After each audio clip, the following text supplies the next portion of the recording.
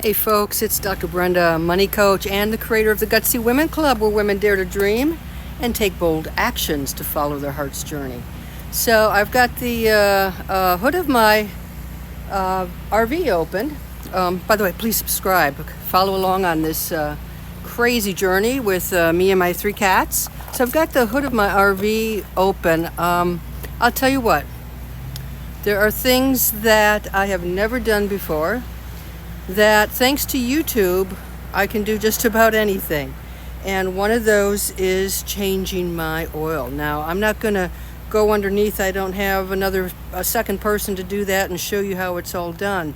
But I can tell you that it's really not complicated at all. You're going to find all kinds of videos on how to change your oil. So, so I'm just going to walk you through a few of the things that you might need to do if you're like me and you've never done this before. Before I do that, let me back up a bit, because I'm in this campground for 2 months and I'd been on the go all summer, running from here to there. And so this has actually given me a good time to get some things done. When I got on the road in Houston to come here to Hill Country, Texas, I have discovered a big crack in the windshield. So I've got the windshield folks are coming next week to hopefully replace that. And that took, about 4 weeks to get on their schedule. So it can be a little bit difficult. I also have a leak in the roof somewhere and some other minor maintenance. Now, I tend not to do roof stuff. I'm just not real comfortable up there by myself. So I do have an RV service guy coming over early November. And so again, by being parked here, that allows me to take care of some of these things. Now, with the oil, it turns out that the RV folks work on the coach. They do nothing to do, they don't work on the chassis. I even called an RV shop to see about bringing it in. That is like my last resort. I don't want to have to bring this in, but even they did not do oil changes. So I'm like, okay, I've Googled around, but you know what? There's no reason why I can't do this on my own. So, my reluctance, this is my patio/catio. So, my big reluctance is I've got to pull up camp, but I've got the 3 cats. They are inside now, but they go in and out, and I really didn't want to leave this someplace and find a cat sitter or a kennel, someplace where I could leave the cat. So this works out really, really well. And I also replaced the windshield wipers. It's a little tricky. I've done it before, but it just took a few minutes once you figure out you gotta move it over the hoop. But anyway, what I've got, this is a 2012 Winnebago Aspect 30C, and the engine is a Ford. It's a Ford Econoline 450 Super Duty, so that's important information.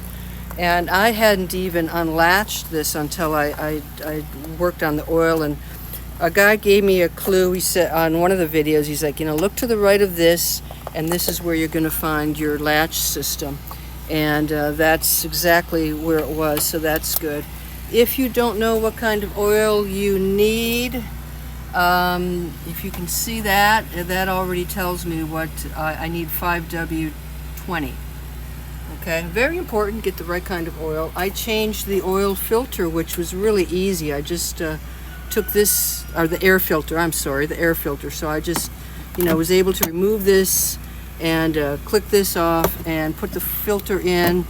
It actually probably didn't need to be replaced, but I did it anyways, and I just checked the fluids. So as somebody new to oil changes, I'll give you a few steps. First of all, make sure that you're in a decent place where you can change the oil safely. Hopefully a driveway, somebody's driveway, because the campground parks are not going to appreciate you, for the most part, changing your oil here.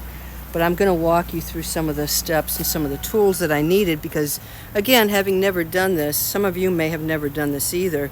So I went to Walmart.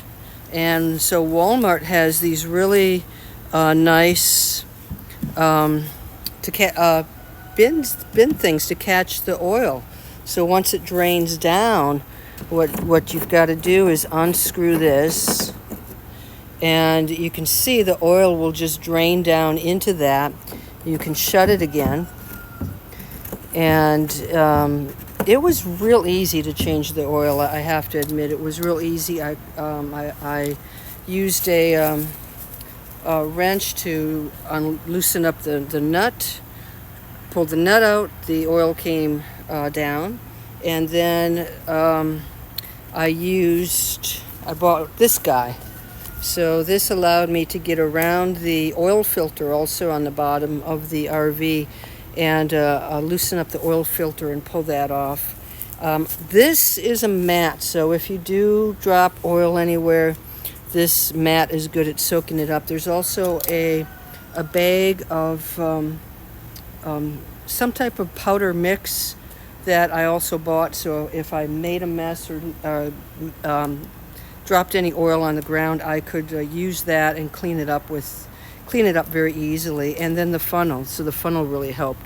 One of the things that I was unsure about, and so this is my owner's manual, so towards the back, at least in mine, you can see that it tells you what fluids you need. If you want brake fluid, it tells you what brand to get. It tells me I needed 6 quart of engine of motor oil, and I went with high performance. I figured since I was doing it myself, that's sort of what it called for, so I thought, okay, I'm just gonna make sure I get the best oil I can get. It may not make a difference, I don't know. Since I don't know, I'll opt to spend a little bit more.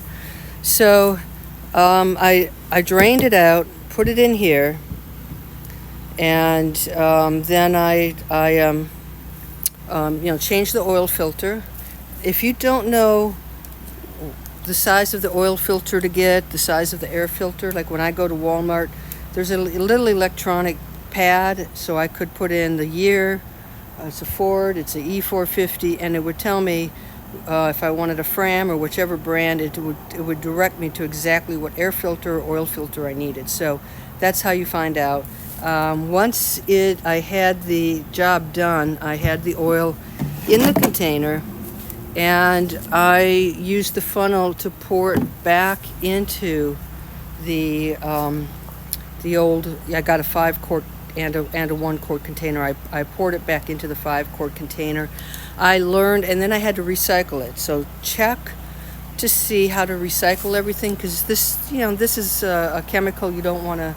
You don't want to improperly dispose of it, so it's real important that you take care of the environment. It turns out that almost any oil change company, I'm in Texas, will take 5 quarts of used oil. So that's what I had. They also took the oil filter, so some places they charge you. There was no charge, so I disposed of it, took it into the oil place. Job was all done, and now I'm ready to, when I need to change it again, I am all set to do that. So almost everything that you need to know about RV maintenance is on the website, or there's a Facebook group. So since this is a Winnebago Aspect, this is my setup back here. So I've got the Winnebago Aspect. I actually belong to a Facebook group for owners of Winnebago Aspect. And so that has been very helpful. I've been able to ask some questions and get some help specific to my vehicle. And so that has been very helpful. I just want to give you one more tip here, because I'm not the tallest person in the world. So get yourself like one of these little stools. They fold up really nicely. But it helps me. I can reach in here, but the windshield wipers were a little bit tough to do. So anyway, that's it. I'm gonna tighten this up again as soon as I am off of the YouTube channel here. So hey, hope you subscribe. If you are new to RVing, if you're out there, especially as a solo woman like I am, just don't feel intimidated. It's we can do anything, pretty much anything. And also know your limits. So like for me, I'm out on my own. I don't need to hurt myself falling off the roof. That's just not a strong suit for me. So get the help you need when you need it. But a lot of this stuff you can do yourself. I've done so many different things, so that's been it's been a good experience. So anyway, that's a little few tips on changing oil, and again, do it safely, dispose of it properly, and hey, please subscribe to my channel. I hope you're doing well. You take care.